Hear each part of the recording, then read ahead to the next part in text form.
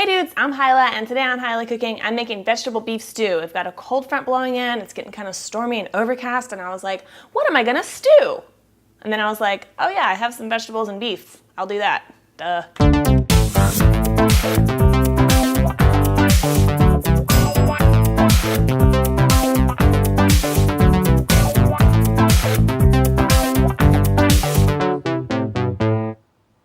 First step, we're gonna season our meat. I've got about 2 pounds of beef chuck here. Chuck is really good, but really anything you wanna use, something kind of inexpensive is good because we're gonna be cooking this for a long time, so it'll get nice and tender no matter what, even if it's kind of gross and gristly. All right, and then this is just some salt and pepper, paprika, and some regular old flour. If you are going gluten-free, then you don't have to use the flour. It just gives it like a thicker, more gravy-like stew consistency at the end.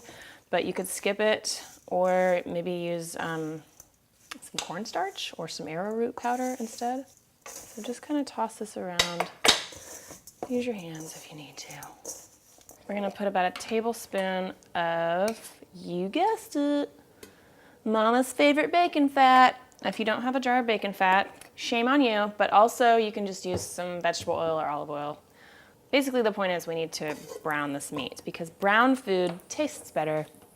Okay, when you're browning meat like this, if you crowd the pan, then you just end up steaming the meat and it doesn't get nice and charred and seared. So we'll probably just do this like just a single layer, and you know, we're not trying to cook it through, we're just trying to get some color on it. 3 to 5 minutes per batch. Just kind of let it sit there for about a minute and then stir it around. Okay, so this is all browned. Excellent. And I've just been transferring it into this bowl as it's browned. And there is so much good stuff happening down here. I'm gonna take the last of my sherry. This is probably just about 2 tablespoons. So use that liquid. You see this all starts boiling off. That's great. This is called the fond, I believe. It's not a word that I ever use, but in case you care about vocabulary, all that stuff stuck to the bottom of the pan has a name. All right, and then I'm gonna add my aromatic vegetables, and this is carrots, celery, and onions that I've cut into pretty big chunks. When I do a stew, I like to cut the vegetables into slightly smaller than bite size so that when you get a spoonful, you can have multiple things in one bite. We're just gonna let these get a little bit softened, just briefly. And then I'm gonna add, I've got some potato and turnip. So the potato is here, it's kind of like this off-white, and then the turnip is this pure white. If you've never eaten a turnip before, this is what they look like when you buy them in the store. They are related to the brassicas, so like cabbage and rutabaga. They have kind of a cabbagey flavor, kind of a slightly bitter, really similar to rutabaga if you ever had a rutabaga, but if you haven't had a turnip, you probably haven't had a rutabaga. But cabbagey flavor, I don't know. Some people, they're really bitter, so you might just have to try them sometime and find out it's a genetic thing. But to me, they're kind of sweet. They have a lot less carbs than potatoes, so if you're trying to like stay low carb, then turnips are a good substitute in lots of stews. If you don't want to use turnip, I've got 1 turnip and 1 potato here. If you don't want to use turnips though, you can just use more potato. That's totally fine with me. And I left the skin on the turnip because it's a tender, edible skin, and I peeled the potato.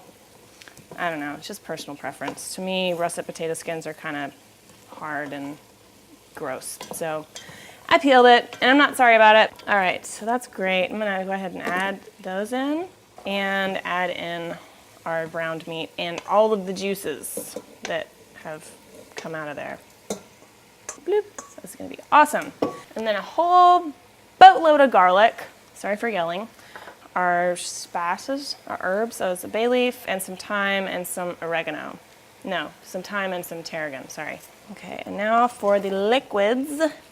I've got a quart of store-bought beef broth. You can use water if you don't have beef broth, but obviously you're gonna get a richer flavor if you do all beef broth. Woo, woo, woo. Okay, and then I've got 2 cups of a homemade beef stock. The difference between stock and broth is that stock is made from bones and broth is made from meat and other things. So this is like super rich. It's got a ton of like collagen and delicious beef fat in it. Oh boy. So now I've just got this over high heat. I'm gonna bring it up to a boil and then I'm gonna turn it down and let it simmer for at least an hour, up to 2 hours, just until everything's nice and tender and delicious. So I'm out. Okay, so it's been just over an hour. You can see how much this has reduced. It's gotten really thick, the vegetables are tender, the meat's tender. I'm gonna add a cup of green beans. If you wanna use frozen green beans, that'll work too. And stir those in. I'm gonna turn the heat up a little bit just to get a good simmer going and let those cook for maybe another 15 minutes just until they're tender, and then we're ready to eat soup! Soup's on. If you like this recipe, please check out my beef stew recipe. It's also delicious for fall and super duper easy. And remember to subscribe so that you never miss a video. And also, printable recipes are always available at hilahcooking.com, including this delicious vegetable beef stew recipe. It is delicious. I'm telling you guys, it's the best. I hope you try it.